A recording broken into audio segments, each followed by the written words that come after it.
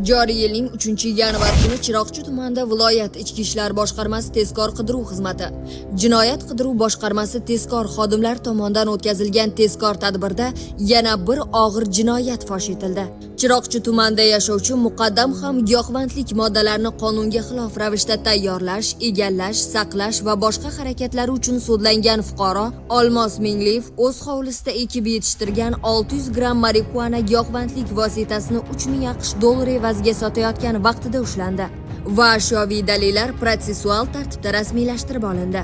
Eng achinarlisi, mazkur shaxs muqaddam sodir etgan jinoyati uchun jazo o'tagach, davlat tomonidan berilgan imkoniyat, ishonchga qaramasdan, foydali mehnat bilan shug'ullanmasdan, oson pul topish maqsadida yana qayta jinoyat sodir etdi.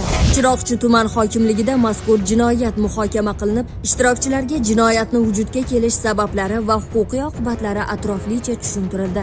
Tadbirda jazoni ijro etish muassasasidan qaytgan va profilaktik hisobda turgan shaxslarga sog'lom turmush tarzi va halol mehnatga o'rganish, belgilangan qoidalarga amal qilib, oilasi bag'rida hayot kechirish uchun qayta jinoyatga qo'l urmaslik borasida tegishli huquqiy tavsiyalar berildi.